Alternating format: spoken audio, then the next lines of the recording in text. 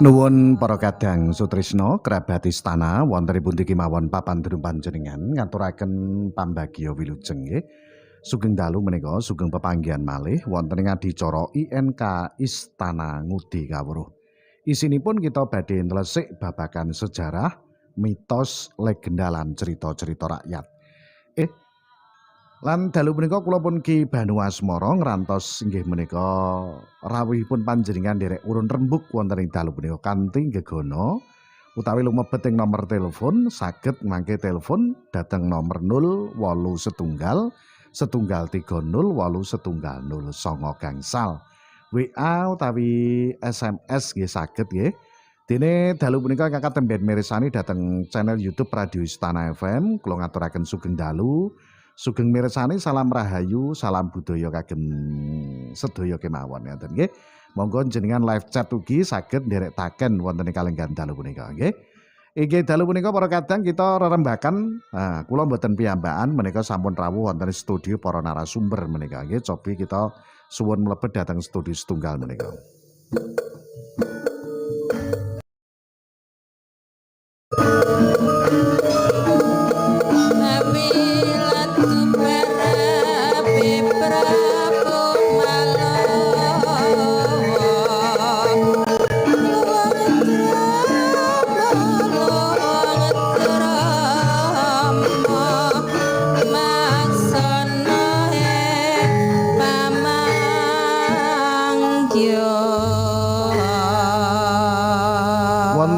Panjenenganipun Bapak Dalang Ki Adi Sukoco saking paguyuban Mayogati Laras Bojonegoro katuran pinarak sugeng dalu Bapak. Sugeng dalu Mas Banu Kang Gento tamtunipun sugeng dalu dumateng para sanak kadang mitra sentana dulur-dulur sedaya.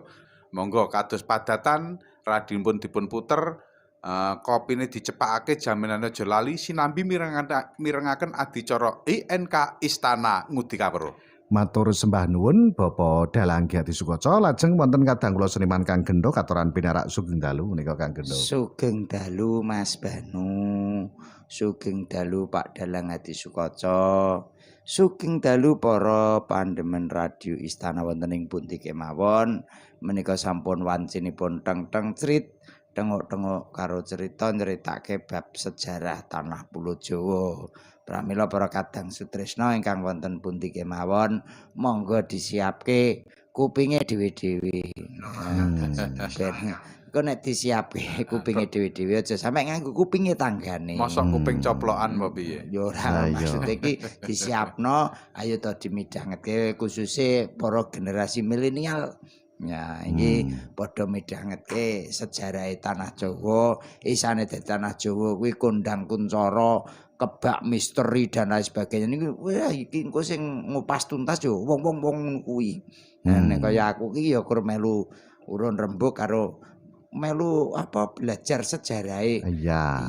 Engko nek kira-kira gathuk gumathuk, engko nek ana pementasan ketoprak ditata digawe fragmen drama ketoprak. Belajar bareng-bareng kan. Belajar bareng-bareng sinau golek apa ngilmu sing nek ngilmu sing modern-modern niku wis nayo anggere ndelok YouTube.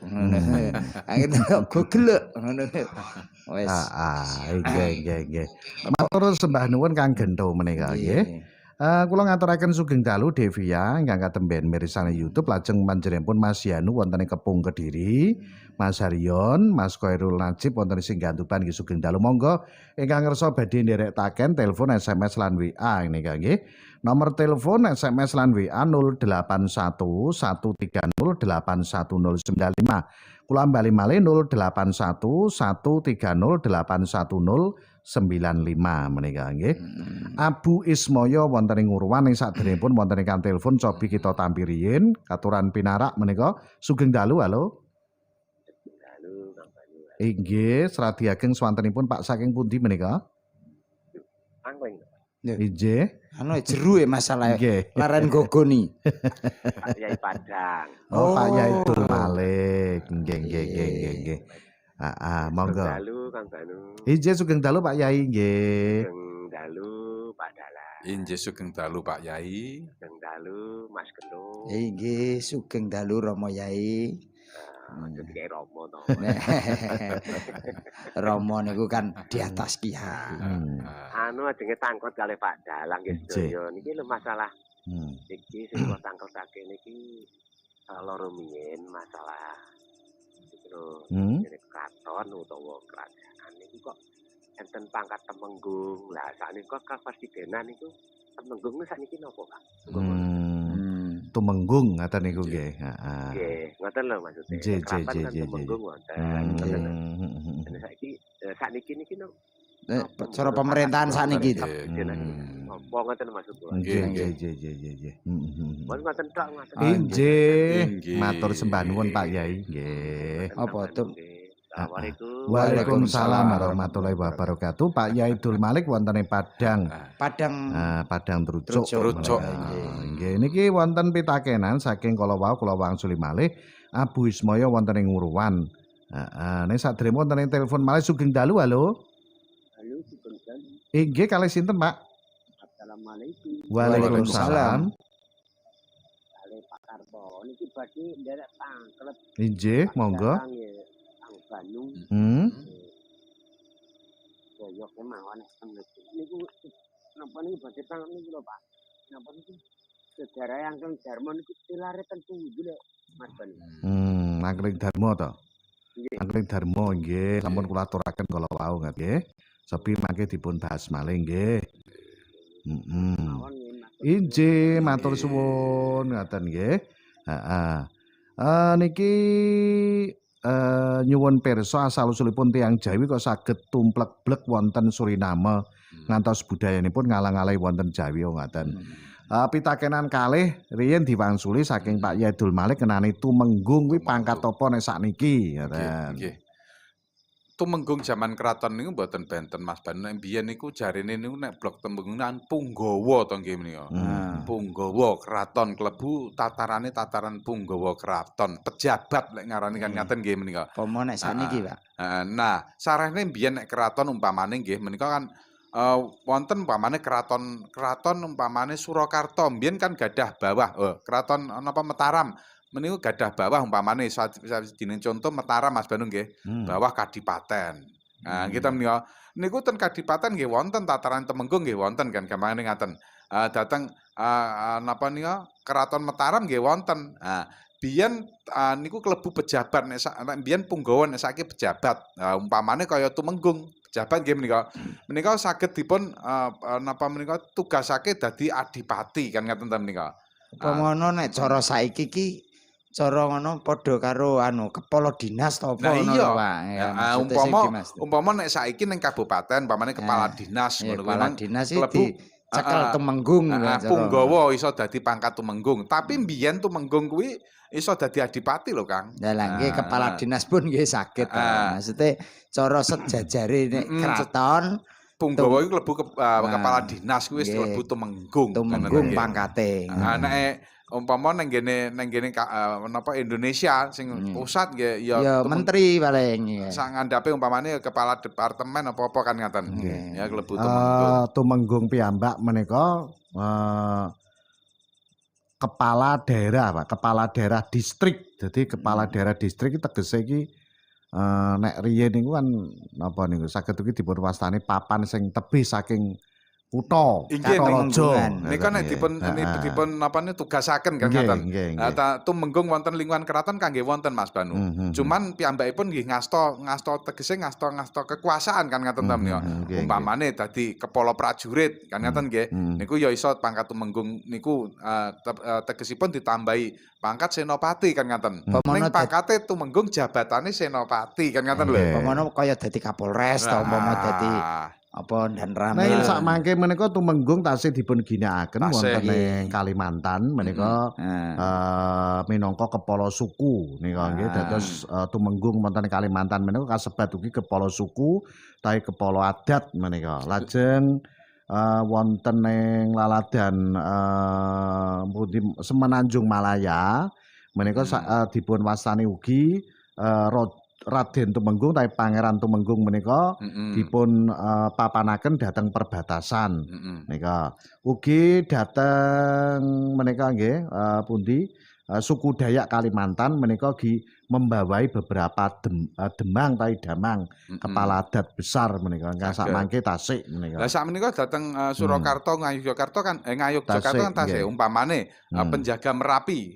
Mbiyen kan tumenggung Raden Tumenggung Mbah sinten? Marijan. Mbah Marijan. Mulane dipangkate kala wau merga niku pangkat Tumenggung duwe napa niku dikeki panguwasa ngreksa gunung, mila dipun tambahi Tumenggung Suraksa Harga. Suru niku lunuh reksa niku ngreksa nggih to. Harga niku gunung. Nah, ngeten-ngeten. Nggih. Ya intine pokoke duwe kekuasaan. Duwe Lingkup Ya, kekuasaan. iya. Intine ya sebangsa kaya camat, Camat, pangkate bareng wis itu. tumenggung. Tumenggung, nggih. Lajeng angka kalih pitakenan ngenani babagan kala Angling Darma menika Nggih. tilare teng pundi? Lah kowe nglayat ora nu. Inggih, pancen versi niku kathah Mas Banu bab niku. Nggih. Nggih to menika tantunipun kula panjenengan mboten saged napa menika justice utawi sing bener iki kan ngaten to nggih. Mengke mboten mengke malah kleru merga napa sebab niku kearifan lokal piyambak-piyambak. Umpamane wonten sing pitados dhateng Bojonegoro niku mboten wonten papan pamoksane si Prabu Angling Darma kan ngaten to nggih menika. Wonten malih dhateng pundi Mas Banu sing Pati. Pati Yono nggih nika. Nggih. Pati niku Teng nggih. Kediri nggih wonten. Kediri nggih wonten. Dados menika Teng Temanggung nggih wonten. Temanggung nggih wonten. Nggih. Ngaten. Terus cerita sing diarani moksa ilang. Ya ana. Lah iya papan namuksan. Lah neneng Pati lak makome. Makom, nggih. Jarene. Niki kala wae ngenani wong Jawa kok neng Suriname. Kuwi sejarahe piye? Nah, cobi awal muawale suku Jawa menika dateng Suriname. Zaman penjajahan Zaman Belanda. penjajahan kolonis Belanda. Rikala semanten nggih dereng Indonesia. Dereng. Ning tasik Hindia Belanda. Hindia Belanda. Nggih. Niki abad 19 dadi nika nggih. Saderengipun niki nggih saderengipun sak mangke menika Indonesia nggih ngetoraken TKI to Kang Gendeng. Oh, iya. Zaman biyen ya wis ana. Wis Nah, ana. TKI. Nah, pemerintah kerajaan Belanda tahun 1890 nganti 1939 ngirimake 32.956 wong. Nah, iki ning Pulo Jawa, wong Pulo Jawa ning Suriname, ning kono. Dicir ning kono. Nah, dikon nyambut gawe. Kon nyambut gawe. TKI to. Nah, tujuan pengiriman tenaga kerja iki nambah kekurangan tenaga kerja ning perkebunan ning daerah kono. Nah, iki tenaga kerja dhewe iki wis dihapusake masalah perbudakan tanggal 1 Juli 1863 dadi dek biyen iki budak. Budak, Ning nggih. sawise budak diilangi tenaga kerja iki dikirim no Suriname. Niki merga wong Jawa kuwi tandang gawene rikat-rikat, tandang gawene prigel. Terus dikirim meneh. Jadi saking senenge kono to. Nah, ngelumpuk. Terus pertimbangan sanesipun saking pemerintah kerajaan Belanda ngirimake wong Jawa ning Suriname, merga wong Jawa dek biyen ki nuwun sewu, wong ra duwe, wong melarat-melarat kabeh. Iya. Jadi perekonomiane iki pancen mboten mencukupi, nggih, umpamane. kekirangan. Ning wonge kuat-kuat. Mergi dipun sebabaken nggih njebluke gunung Merapi menika nggih. Nah, tahun 1949 menika ugi saged dipun wastani Jawa ki kakean wong. Nah, ngono kan dikirim ning Suriname waktu kuwi. Nah, dening pengiriman tenaga kerja ning Suriname iki diberangkatke saka Jakarta atau Batavia tanggal 21 Mei 1890 nggunakake kapal SS Koningin Ema. Terus leren ning nggone Londo. Terus tiba ning Suriname tanggal 9 Agustus 1890. Nah, sebagian masyarakat Indonesia sing nang Suriname, ana uga sing nang Londo. Iki mulane wong kono wong Jawa sing ning Suriname utawa ning Londo tanggal 9 Agustus ki minangka tanggal bersejarah. Dadi hijrahe wong Jawa nang Londo. Nganti dadi ambrah-ambrah meh cara sak provinsi yo, Mas. Hijrah Iya. besar-besaran. Dadi saiki wong Jawa ning kono ana sing dadi menteri, dadi gubernur lan liyane.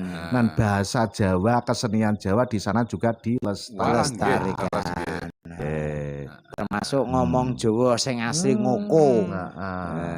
Nggih niku Suriname sejarahe. Nggih ngaten Pak nggih. So tak gorono Mas. Hah? So tak gorono. Sugeng dalu halo. Golek apa Rana? Halo. Sugeng dalu. Halo. Inggih kalih sinten? Mbak Eneri. Oke, Pak Neri. Oh inggih monggo Pak Eneri monggo. Nggih. Inggih sugeng dalu Pak Sugeng Eneri. dalu. Yes, Kang Jalu. Ketuprake Mas Gento kok. Apa ditinggal terang-terang niku pas beksi niku. Modele ngupati Joko sinten kok. Apa ditinggal oleh kok wangel. Nggih. Tang kenapa Mas Gento oleh ini. Zaman rikala siaran langsung teng istana niku tasik kathah cetoprak lakon sejarah Bojonegoro ta. Siaran langsung. Nggih, Mas Gento. Tasik kathah nggih. Jadi badhe nyuwun pirsa niku padahal Nggih. kan iki kan wantine musim Jawa. Heeh. Biasane niku duduk angin bu kucing beliau napa-napa niku padahal. Kasihan wonten sing mestani ngaten padahal. Yang dipun sewu yang dipun sampun duduk niku sasampun pilar. Dan ngoten terus wonten lingkungan niku kok wonten suket dibundeli niku napa leres napa mboten padahal. Terus pami manggihaken niku dikepioaken saged aluya malih ngoten. Iku namung cerita napa nate wonten kedadosan saya padahal. Nggih. Ngaten. Ngaten mawon Nggih. Assalamualaikum. Waalaikumsalam warahmatullahi wabarakatuh. Nggih. Bukan mitos, ya tenan. Ini iki pernah kejadian Pak ning nggone Kunci. Desa Kunci nalika taun semono, mbah taun pira. Iki wis karek cerita tok. Bocah loro disamber gluduk. Lah ternyata bener ana bundelan suket grinting. Nah, sing mung bundelan siji ditambahne sing siji mari, ditambahne sing siji gak. Nah, sing siji akhirnya mati nganti saiki. Lah mosok kok arepe nganti Sing siji iso urip. Ya mungkin nek wong loro ne mungkin bundelane kudune ya loro, Pak ya. Pancen ngaten Kang Gendo niku kula piyambak mboten nate merangguli sing ngaten nggih. Ning critaning para sesepuh, para luhur biyen ngaten. Dadi nek enek wong sing kesamber gelap ngoten niku wau gelap apa bledek to? Bledek gitu niku. Sambil gelap sosot to, Pak. Ya bledek kena bledek. Yo kak. Iya. Maksudnya gelap iki ya bledek. Ya wis. Jadi kan labder ngono kan karepe ngono. Dadi ngaten pancen wonten suket grinting ingkang napa niku bundeli ngaten nika. Terus meh kados bundelan. Niku terus dikepyokne to dibobokke niku saged waloya. Ning kula mboten saged napa matur sing saestu mergo napa kula namung ceritane sesepuh. Dereng nate merangguli ning Kang Gento kalau wau nate merangguli. Ya enten saksine masih hidup dan nggih sekarang. saksine tasih wonten nyatane nggih tasih napa niku sing anu nggih para saestu ngaten lho. Heeh. Berarti sing siji kuwi dereng titi mangsa, sing sijine wis titi mangsa kan ngaten. Kok umpama waktu kuwi ya wong cerita Pak ya. Waktu kuwi kok umpama dikebyokno sing sijine kuwi berarti sing mati sing dikebyok ngguri. Kan ngeten to, niku kan cerita zaman Ki Ageng Sela nalen bedeng nggih suket grinting lho nggih. Mulane nek ning Kunci jarene wong Kunci memang sering terjadi akeh wong mati sing disamber gluduk akhirane gluduk aku putune Ki Ageng Sela ngono. Berarti niku sekedar mitos. Mitos sing ngono iki. Niki matur suwun wonten ingkang telepon malih sugeng dalu halo. Halo. Inggih. Kula Padha Rahmat Berklase. Oh inggih monggo Pak monggo. Romo Yai Gento, Assalamualaikum. Waalaikumsalam. Romo Yai Nggih. Pak Benu Asmoro. Nggih. Kali Pak Dalang, Assalamualaikum Pak Dalang. Waalaikumsalam. Badhe tangkep niku lho Pak Romo Yai Gento. Nggih. Masalah sejarah niku Labu Nawas niku namung cerita napa nggih enten sejarah saestu nggih. Oh ngoten. Kok ngantos saniki kangge pujian ilahilas ora kuat sing neraka tapi ora ahli swarga kok terus badhe miber delok wong sak alun-alun ora sida miber niku Jenengan daleme pundi Pak? Daleme pundi Pak? Kula Nah niku caket pondok Pak nggih. Nggih. Caket pondok ta? Mboten dijelaske kalih Pak Banu kirang marem. Niku nggih termasuk sejarah to, Pak. Oh, sejarah nggih, Pak. Nggih, mboten namung cerita. Di Abu Nawas. Abu Nawas niku sejarah Sejarah nyata. Islam. Sopi dipun bambaraken Pak Banu. Nggih, ngoten mawon sementara Pak Banu. Assalamualaikum. Waalaikumsalam warahmatullahi wabarakatuh. Abu Nawas Cerita Islam. Nah, Itu sejarah. Sejarah Boten Islam. sejarah. Abu Nawas menika lahir tahun 747 Masehi minangka anak yatim wonten ing kota Ahvaz, Iran. Nggih, jeneng lengkape niku Abu Ali Al-Hasan Hani Al-Hakami. Nah, sepeninggal bapake Abu Nawas dados dibetok ibukipun wonten ing Basra, Irak. Nggih, ning kono dhek belajar ilmu agama kados dene hadis, sastra Arab, ilmu Quran lan sak pinunggalanipun. Ngoten nggih. Nah, niki ngenani kisah-kisah terkait ingkang wonten sakmangke niku nggih. Wah, di umum Jawa niku sanepan. Saking Abu Nawas. Pancen Abu Nawas niku paling wong pinter. Nah, Kayak dagelan lho pintere. Ya dagelan iki apa wis ra nang ambune. Lah iya, maksud iki ngene lho, Mas. Kaya politisi ditiru dagelan saiki ngono lho. Dadi Dadi cerdas. ngelokno wong sing wong kuwi kok malah guyu. Nggih, Nek pasemon, dagelan kan nggih, ora. pasemon. Nggih. Dados Abu Nawas menika pancen nggih nate dipenjara ugi. Nggih. Nika dados Abu Nawas iku teteng penjaraan kok ndamel napa niku puisi geguritan. Nggih, isine pasemon kan. Isine nggih pasemon ngoten niku, nggih.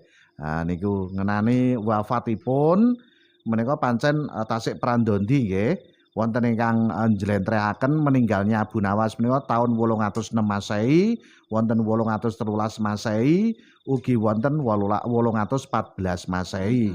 Wonten versi saderengipun ugi dimakomaken dhateng Baghdad, Irak nika. Niki Abu Nawas sejarah, Pak. Sejarah. Wong bertelasih pinggir pondok lho ya. Ketoke takoke ngetesku. Ya. Ora. Nggih. Takok tenan aku. Inggih matur sembah nuwun monggo sanesipun ingkang kersa badhe nderek telepon malih. Wah, Sobi menika saking Mbah Kung Carik Kliteh. Nggih. Selalu hadir kok. Nggih. Aktif. Sugeng dalu Bapak narasumber badhe nglajengaken pitakenan kula Selasa ngajeng nika. Kanjeng Sunan Kalijaga kok sebutane kok asmane tok mboten kados Sunan Lintune. Kados Raden Qasim Sunan Derajat, Ja'far Shodiqin Sunan Kudus, pitakenan kula Sunan Kalijaga niku Sunan pundi kutanipun. Nah niki Sunan Kalijaga kasebat Sunan Kudus nggih Sunan Kudus. Sunan Kalijaga niku Raden Said to. Nggih. Menika putra Wilatikta Adipati Wilatikta Tuban. Gitu nika. Ugi sinebut Syekh Malaya. Syekh Malaya. Sunan Kalijaga menika wonten ingkang mastani nalika semanten diuji karo Sunan Bonang merga kon nungguteken ning pinggir kali kan ngoten nika. Nganti nun sewu nganti pikantuk derajat kewalian kan ngoten to menika. Ngoten. Dadi nek Sunan niku tegesipun nek sesuhunan niku lek enen panggenane Mas Banu. Nek sesuhunan kan pamane ratu nggih nika. Sesuhunan ning kraton pamane Sunan Pakubuwana niku dateng kraton Surakarta Hadiningrat Solo nika. Kita nika.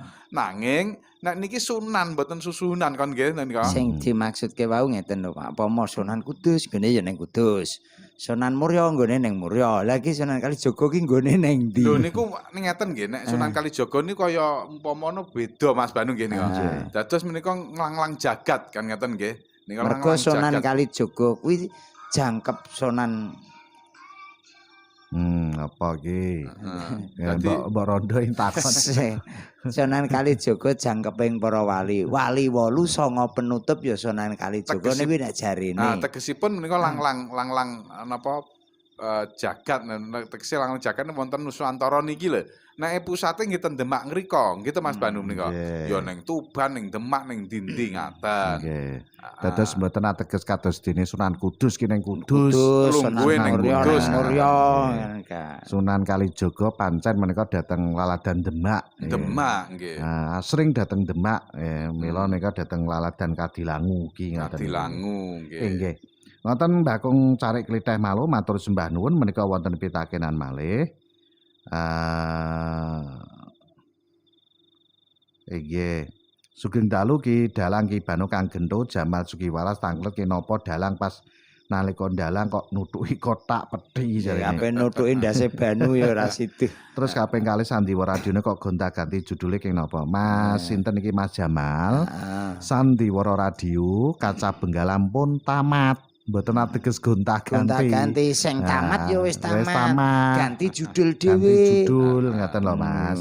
Winginane pun tamat nggih, pun tamat terus gantos malih sak mangke. Misteri Nini Pelet. Nah, Nika mangke tamat malih nggih ganti Ganti malih. malih. Ngoten nggih.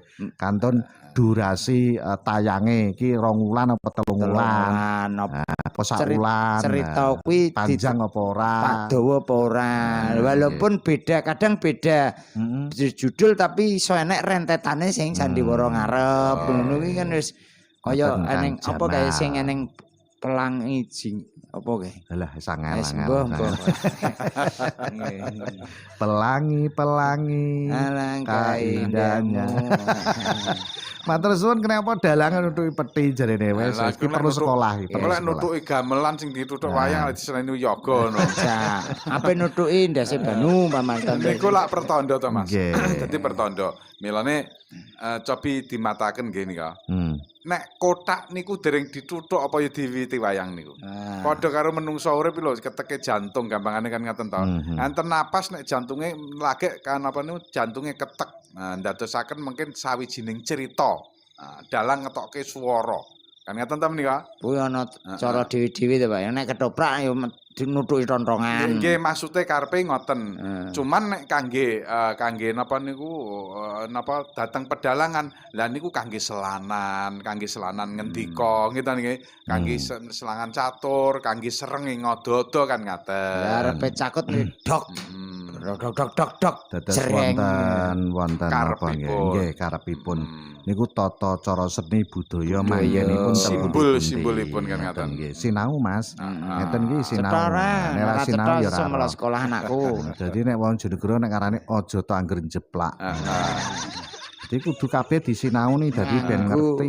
Nganggo tata cara. Enek carane ora ta angger to grubyak-grubyuk. Kaya dene ketoprak kuwi tontrongane ya ora ngamuk dituthuk-tuthuk nogak. Ya ana iramane. Ana iramane nek tuthuk Iki pas Iki sereng jengkalan, apa ora? Pas apa kan ya ana kabeh. pas metune dagelan, pas metune ojek-ojek. Pas metune demit.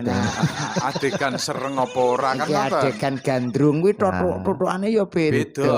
Kuwi ya kudu sinau. Sinau. Nah, kudu ngono kuwi kudu ngerti. Ya ngono. Lah nek lho. luwih pengen ngerti neh nanggap. Nanggap. Ya aja ngalor terus lowo bubar. Oh, bubar iku lakon apa Andorante. Nggih. Pak Jianto paringan dung buntak tangklet nika kayangan api teng dander niku asal usule pripun Pak Dalang kok medal apine ngoten. Estunipun menika proses alam Mas Banu. Dadi kayangan api mboten namung tentang Bojonegoro kan wonten proses alam sing bumi ngedalaken latu kados mekaten. Ning jaman semanten mergi wonten kayangan alam ngaten nika kathah jaman semanten ngantos umpamane mapan dateng wewengkon kayangan api ngriku damel topo damel gaman ya jaman tinggi penduduk kiwa tengen kan ngaten tempat beribadah ini jaman semonten kaya dene sumber kehidupan ya api sing percaya ning nggone dunia keapian bener kabeh proses alam tan beda kaya sumber kan ngaten Mas sumur sendang Nah, saiki yo yang bener iki asline proses alam. Proses alam. Mula saniki Bojonegoro kathah minyak sing dibur malane apine sing nang kono ya surut. Dikai corong munggah kae. Kan ya api geni nika. Nggih. Kayangan api. Kayangan geni. Nek legendanipun nggih wonten legenda sejarah enten apa istilah legendane sing wis tau ditemokno digali ngono kae. Nek legendane kayangan api enten ning nek geni sing ning kayangan api datang beda dateng lintu-lintunipun nika proses saking alam. Proses alam. Nek legendane kuwi minangka panggenanipun Empu Kriya Kusuma ndamel benda pusaka rikala jaman Majapahit. Mulane Kriya kuwi Kriya Kusuma kan ning catur dalang kae ngoten. Kriya gending gemblak kemasan kan nika to nggih. Niku kriyane klebu empune ratu to nika. Nggih. Kusuma niku wau. Nggih. Ngoten. Menawi legendanipun kan jaman rikala semana kuwi Empu Kriya Kusuma kuwi gawe pusaka to. Nah, gawe pusaka, lah kuwi tirakat ning tengah alas. Dekne kuwi ora nggawa geni. Lah dekne terus njupuk watu. Pak watu loro digesek-gesekke ngeten lho. Lah niku kalih semedi. Dilalah kok terus tukul geni. Nah, niku napa? Legendanipun. Legendanipun. Lah saklintunipun menika kan sisih kulon wonten kubangan lumpur sing ambune blerang niku nggih. Sing tiyang mastane sumur Blekutuk. Blekutuk mergo muni Blekutuk. Nek jarene ya nggih bacem gaman. Gaman. Lah leres menika. Kok bacem kok kaya tempe dibacem.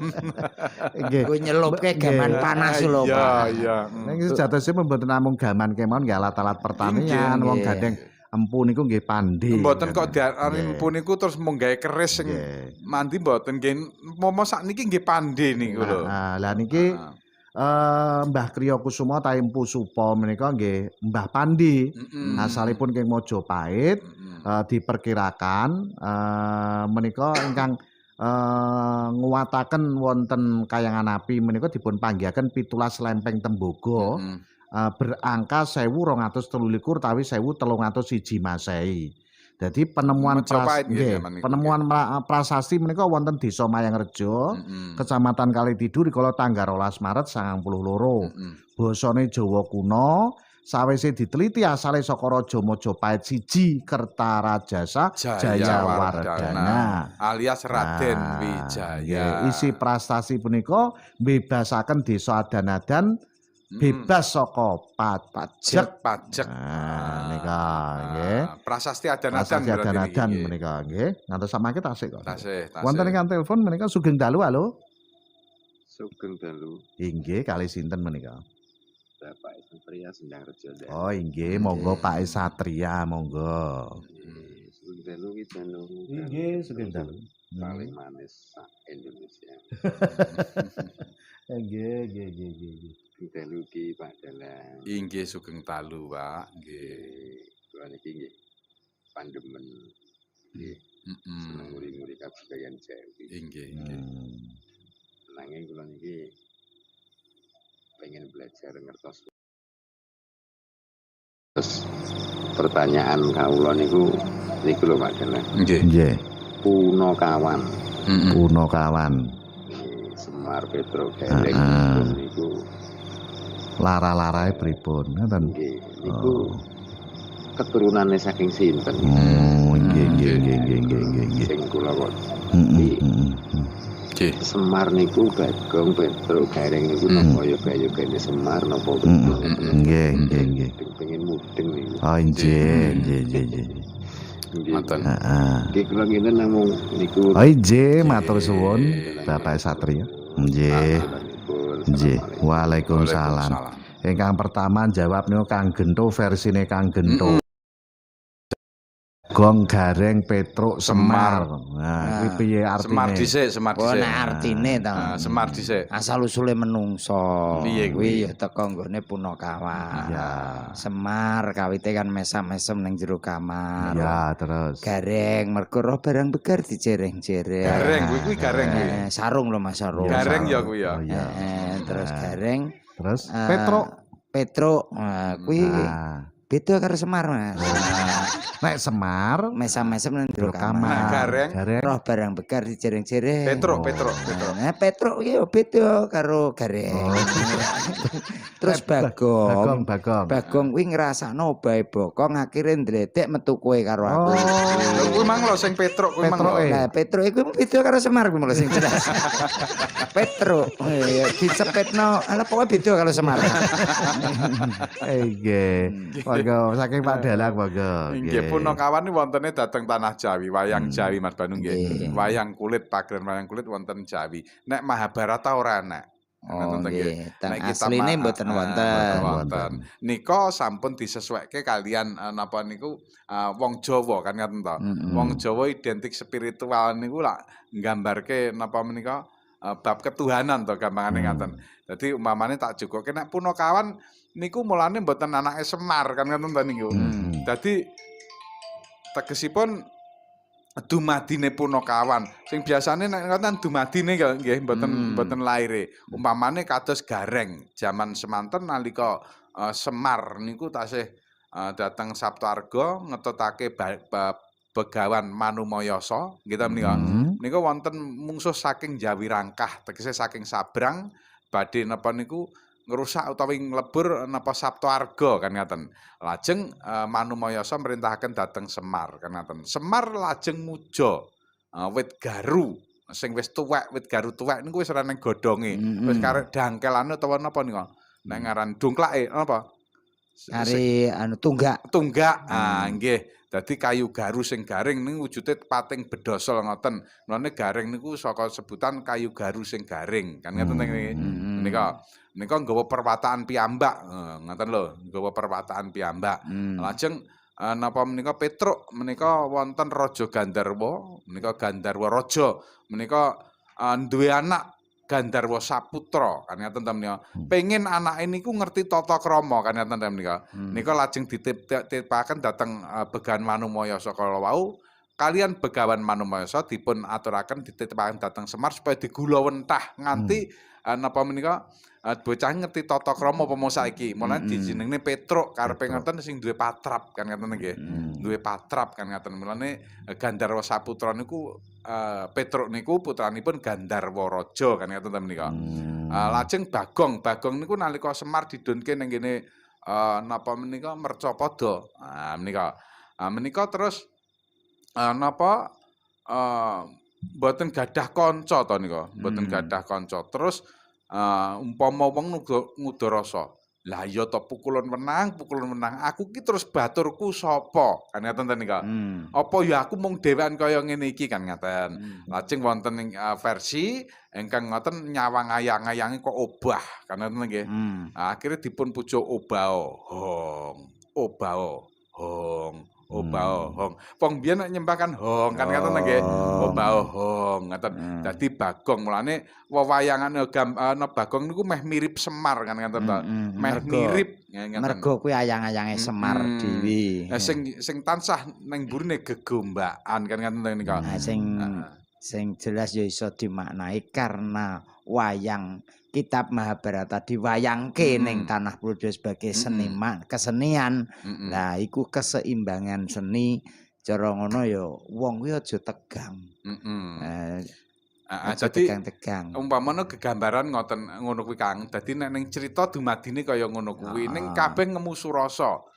Kabeh ngemu surasa nek menungsa kuwi kabeh duwe sedulur papat kan ngono to gambaran wong Jawa kan ngaten menika. Ngaten dadi duwe napa niku dicocokne karuan kalih napa karo watake menungsa kapribadene wong Jawa kan ngaten. Nggih. Nonton Pak Satria wonten ingkang telepon malih cobi kula tampi sugeng dalu halo. Halo. Nggih, kalih sinten menika? Kalih Pak Juri ingkang wonten Dangilo Kedewan. Oh nggih, monggo Pak Juri, monggo. Kula badhe nyuwun pirsa.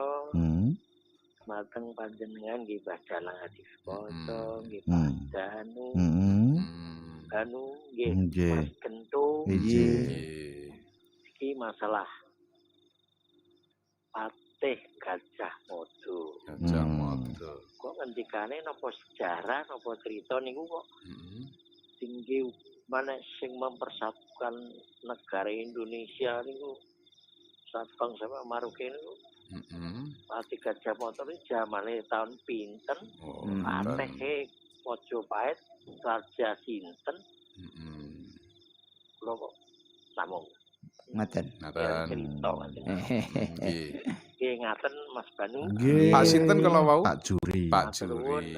Nggih, Waalaikumsalam warahmatullahi wabarakatuh. Dewan Juri. Omahe Kedewan jenenge Juri ngono lho. Dewan Juri. Jaman Gajah Mada. Nek sing nyatokke Indonesia niku mboten ning Nuswantara. Kan ngaten nggih nika. Jaman semanten Nuswantara dereng enten, Indonesia dereng enten. Wong menika jaman kerajaan Majapahit menawi mboten klentu ratu kaping 3 utawi raja kaping 3 Majapahit sak sampunipun umpamane Kertarajasa Jayawardhana nggih ta menika lajeng Tribuana Tunggal sing kepapat niku lajeng Jayanegara terus lajeng Tribuana Tunggadewi. Lah niku ratune pas putranipun Tunggadewi ingkang sinebut Hayam Wuruk menika patihipun Gajah Mada. Nalika semanten Gajah Mada menika duwe tekad, aku ora bakal mangan woh napa nika Maja. Palopo to. Nggih, Klopo. nek dereng bisa nyawijeke Nuswantara kan ngaten. Dadi Nuswantara niku mbiyen ya klebu Kamboja sak piturute. Ya, termasuk Melayu. Melayu niku ora napa menika Malaysia niku Mas Banu. Malaysia. Nah niku dadi nek Indonesia pun benten kan ngaten ta menika. Nggih, ngaten. Dadi sumpah Palapa. nganti saiki digawe sumpahing para prajurit. Karepene ora pengen mukti dhisik nek rong bisa nyawijeke kabeh kuwi. Gajah Mada iki jelukan to Pak. Asline jenenge Mbah Soekardi Mas Sopo. Karena tindake iki kridane wong dhewean ki anggere apa polahe kaya apa jenenge mesti ditambahi kaya. Ora to sing dapuk ketoprak Gajah Mada kae jenenge Soekardi. Soekardi. Niki Gajah Mada piyambak menika dipunangkat Mahapatih Amangkubumi nika taun 1258 Saka utawa 1334 Masehi. Rikala ngucapake sumpah palapa isine dekne ora bakal menikmati palapa utawa rempah-rempah sing diartekno nggih kenikmatan duniawi. Dunia atau mukti-mukti kan. Nggih, saderengipun kasil naklukaken Nusantara nika nggih. Dadi dekne iki poso. Ora ngarah mbadarke poso nek urung iso nyatokke Nuswantara nika. Dadi prihatin tenan umpama wong ngoten ora pengin mukti wibawa ceki mukti wibawa kelantur-lantur muja kesenengan kan ngaten nggih. Nek rung bisa nyawijeke Nuswantara ngaten. Pancen Gajah Mada piyambak menika saknese apa ki tenaga kanuragane iki ya mumpuni ning ya politike ya luar pinter. Biasa. Kaya dene dekne iki iso nyatokne Swantara ki umur 21 tahun to Kang Gendo, 21 tahun. Antarane tahun 1326 sampai 1327 kuwi di program politik arep nelukake negara-negara sak njabane Majapahit. Ya bisa didadekke sawiji. Lombok, utawa Kalimantan Tanjung Pura, Ring Bali, Haru Sumatera Utara, Pahang Malaya atau Malaysia, Dompu Bali, Sunda, Palembang lan Tumasik atau Singapura. Bener. Nah iki dadi ana 13 nganti 14 jeneng-jeneng negara sing luwih akeh dinyatake ning Sumpah Palapa kuwi mau. Dadi Gajah Mada dhewe kuwi enenge nalika tahun pira? 1258 Saka atau 1334 wis diangkat dadi patih. Tapi sadurunge kan wis ngabdi. Nalika pemberontakan Rakuti Rasemi kan dekne diangkat dadi bekel jekan. Mulane kan ngaten Mas Banu, niki perwujudan saka Gajah Mada umpamane ngene kok. Nek jaman sadurunge negara kesatuan Republik Indonesia kan sik bentuk negara kerajaan kan ngaten ngene kok. Dadi pirang-pirang kerajaan ing Nuswantara niki iso disawijeke dadi siji jaman napa menika Soekarno nggih nika dadi negara kesatuan Republik Indonesia kan ngoten to. Ngoten NKRI saiki iki. Iku pun jaman Pak Karno. Lah iki wujud karepe kaya ngono kuwi mau. Bahkan sakwise pemerintahan Hayam Wuruk nggih sing gantekno Tribuana Tunggadewi menika Gajah Mada nggih isih naklukake negara-negara ning wilayah wetan sing winginane kan wilayah kulon sakmangke wilayah etan nika tahun 1357. Nah, terdapat dua wilayah, eneng wilayah loro ning Pulo Jawa sing terbebaskan dari invasi Majapahit. Jadi ora iso disatokne nggih. Nggih menika Madura karo Sunda. Nah, wilayah loro iki merga keterkaitan kerat kalian Naraya Sanggrama Wijaya secara umum disebut Raden Wijaya pendiri kerajaan Majapahit menika nggih. Dadi ana gandeng cenenge riwayate iki ana inggih pancing nggih Raden Wijaya. Dadi ora kena diinvasi saka Mergo Raden Wijaya Nggih. piyambak mbiyen asale ya teko jaman napa nu pundi Sunda niku. Sunda. Ngaten. Nggih. Nika dadi milane menika padha karo wis padha karo mergo langsung hubungan karo ratu kan ngoten nggih. Nika. Nggih. Nah niku ngoten Pak nggih. Matur suwun. Iki ana sing takon Mas Arif Brahma Kumbara asli sejarah dongeng. Berlatar belakang kerajaan Majapahit. Terus Haji Worawari niku sinten nggih Pak? Napa? Haji Worawari. Haji. Kok Haji Worawari to? Kok negara Worawari apa? Negara Worawari pono. Haji. Ketoprak kuwi. Kulo saking Bantarangin, kulo saking negari Worawari. Sugeng dalu Pak Dalang badhe tanglet coplok udele lare lalit. Coplok udele lare alit niku disimpen napa dipendem Pak? Kalih lair Rebu Wage watake niku des pundi Pak saking Pak Ega Prambon. Wis ngaten nggih nek coploke Pak Puser. Nggih. Nek wong biyen niku enten sing Disimpen. disimpen nggih ta menika.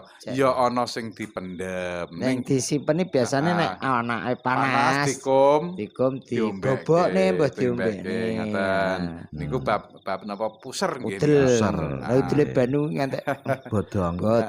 Mbiyen dibethot marane dipeksa. Coploke kan umume nggih.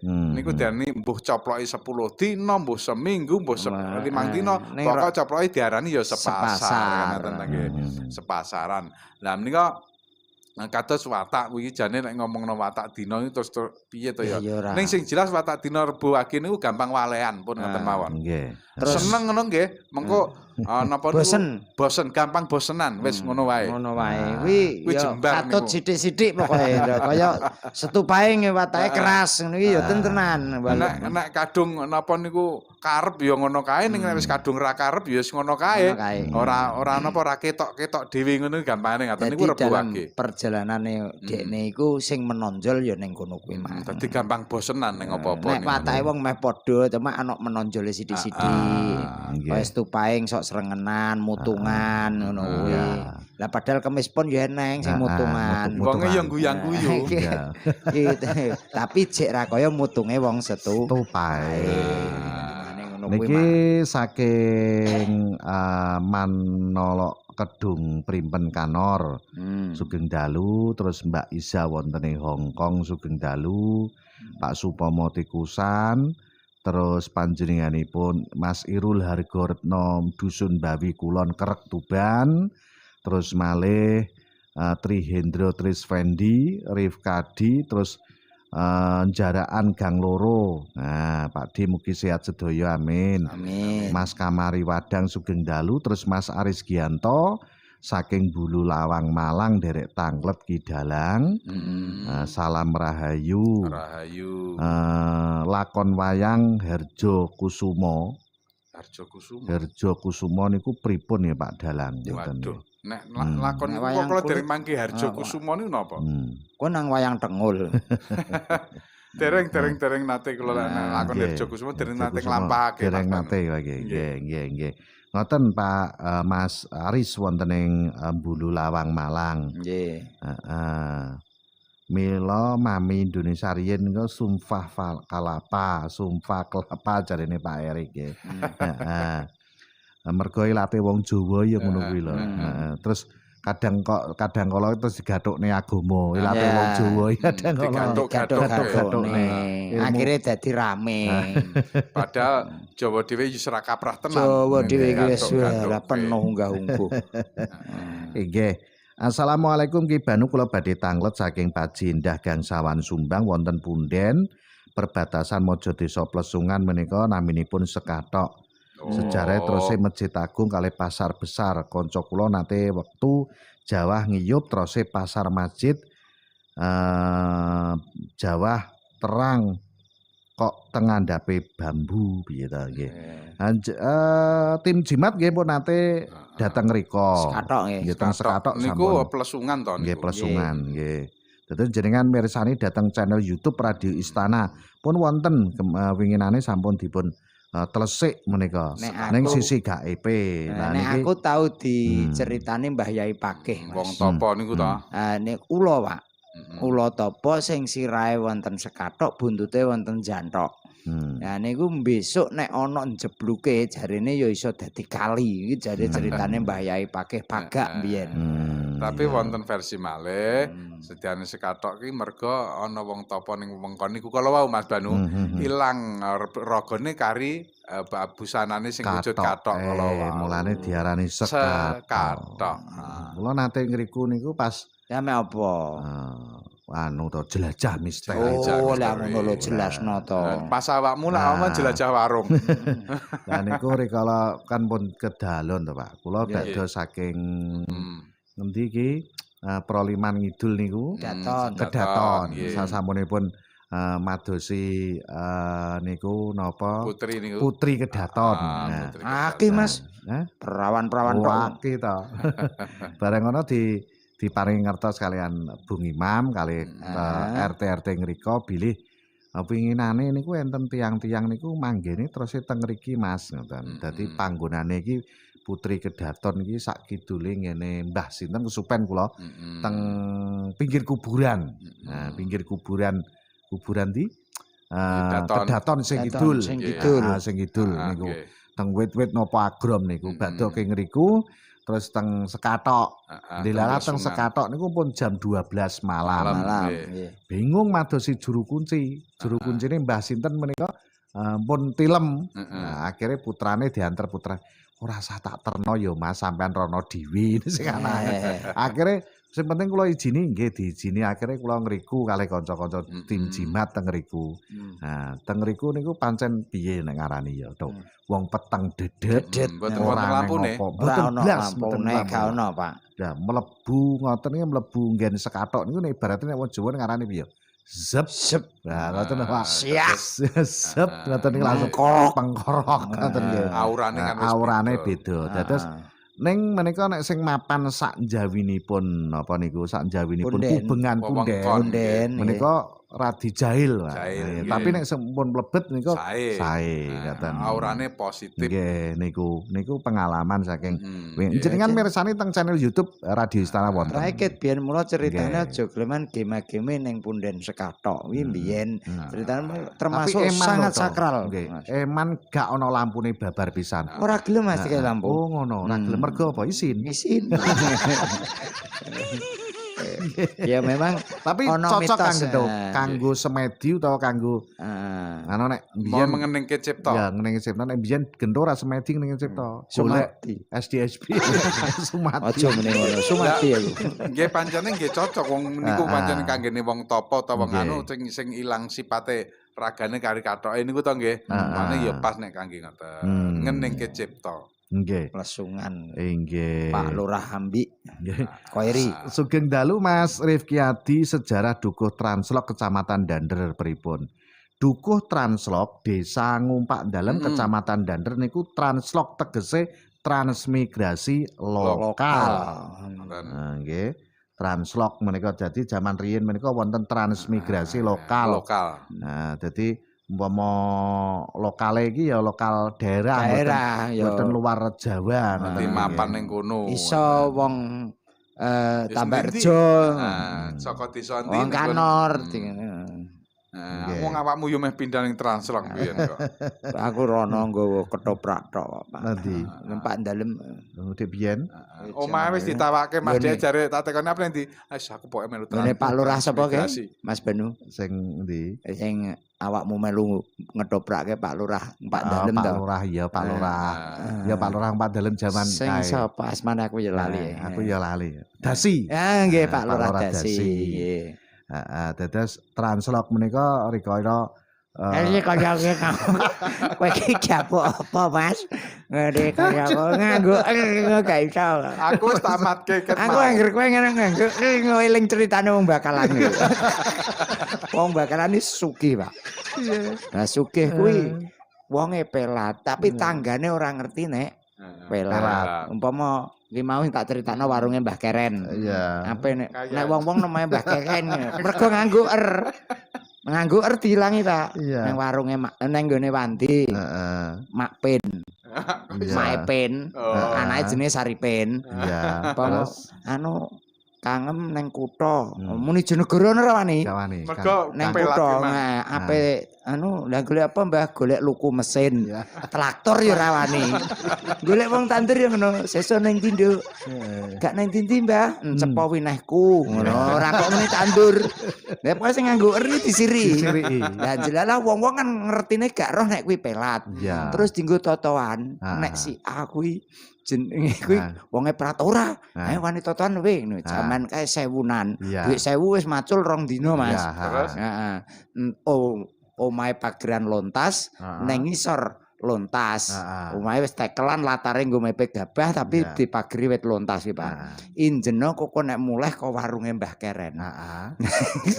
Bareng jelalah jenenge bojone kuwi kan Wartini. Nah, mergo sepirane wong pelate metu. Piye? Wakil. Lawange awak. Wakil kawange awak. Sing totoan ki nek nggawu iku karo Melayu. Lah ya. Aku ira dhewe, Mas. Anu apa njaluk korek ya njaluk geni. Wong kuwi masuk batek. Ya, njaluk korek njaluk geni. Terus ngarani mercon ya bledosan. Udut.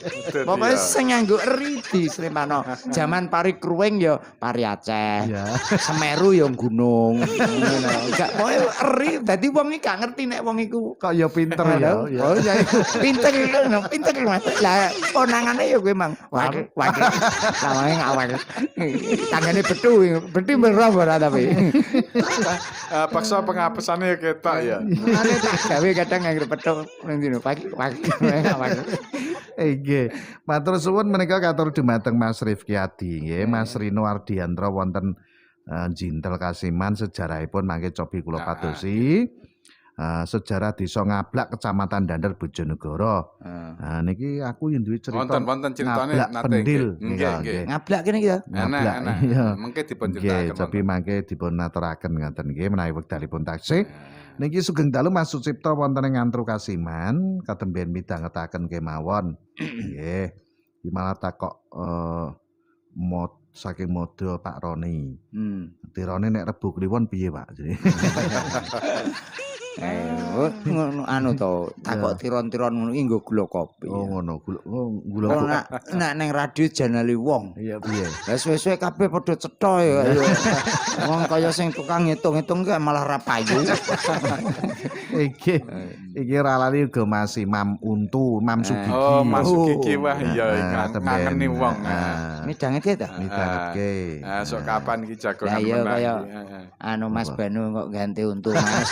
Ngono kok ora mbok ganti untune untu ondo ngono ayo apik. Kok Mas Imam kae ngomong ning aku. Anu, kula badhe tenggene Mas Banu, badhe enten apa? Badhe ngantos untu. Iki enek Mas iki. Iki untune celeng iku. Iya, cocok. Kenano. Lah nek untu wedhus kan malah ora doyan pindang, ora doyan sego. Enak Suket gajah dipangan.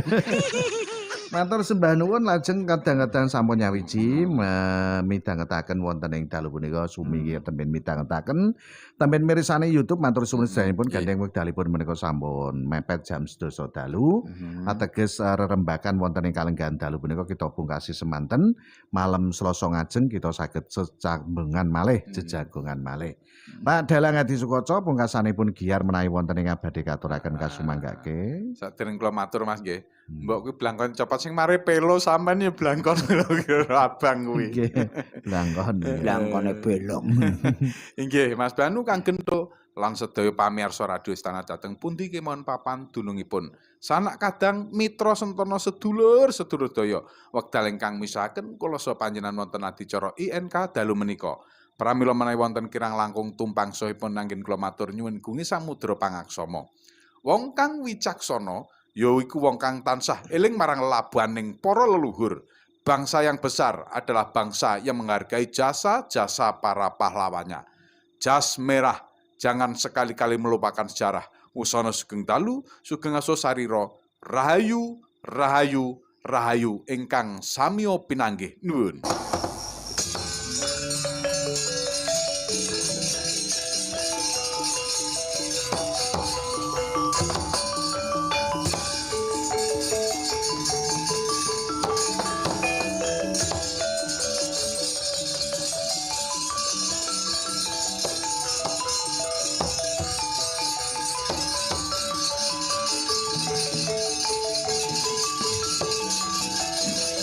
Matur suwun Bapak Dalang Ki Adi Sukoco saking paguyuban Maya Gatilaras Bojonegoro Kang Gento. Apa wae? Piye Iya, tetep mulai wae. Iya. Mulai ya. Ya mulai Mas ademe kaya ngene. Iya, Udan iya, remes-remes. Heeh. Aku yo ngelingke jare wong ki nek rumah tangga pengen awet kudu eling nganten anyar terus. Iya, Nah, engko nang disalahartikan. Heeh. Kok nganten anyar terus berarti pengen rabi neh. Lah iya. Maksudnya iki tetep mengingat masa-masa nganten anyar yo mulai bojo kadung ayu. Lah iya. Ayo Piye? timbang bojone Banu sak sopan dadak Iya. bungkuk.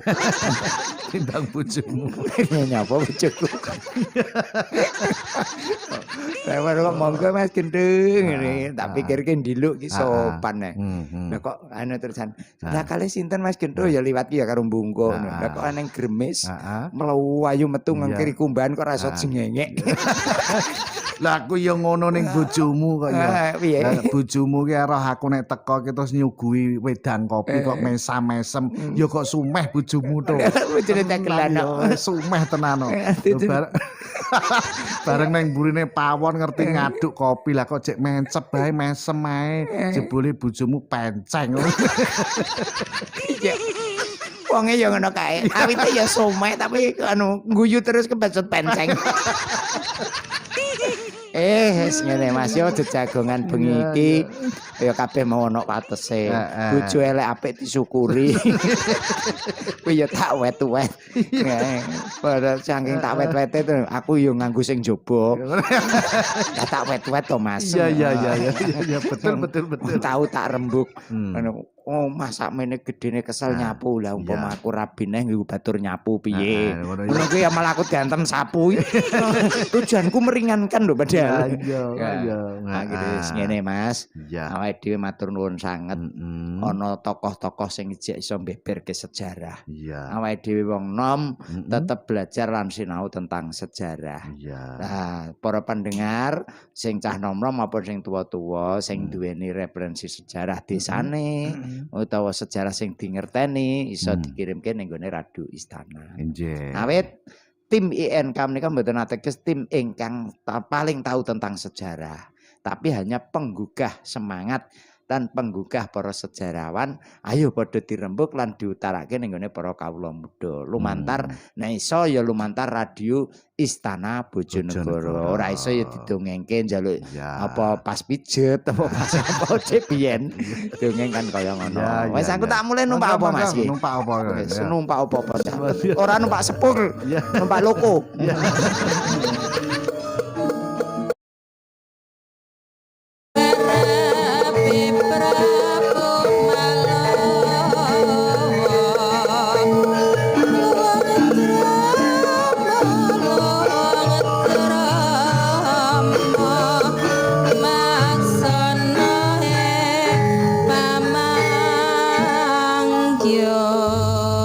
Matur suwun kadang kula Kang Gento nggih sampun derek adicara NK malam Selasa ngajeng kita saged rembagan malih jejagongan malih lumantar sanga gangsal FM Istana Radio Bojonegoro lan lumantar channel YouTube Radio Istana nggih.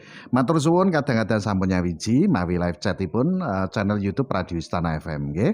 Sampai jumpa lagi untuk kawan-kawan di channel YouTube nggih. Matur suwun sedayanipun kritik saran tasih kula rantos nggih.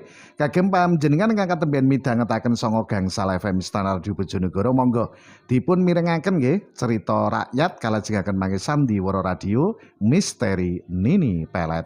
Wusana kula Ki Banu Asmara nyuwun pamit nggih pangapuntenipun ingkang kathah. Sugeng dalu, sugeng pepisan pinanggih malam Selasa ngajeng. Salam budaya, salam rahayu. Nuwun.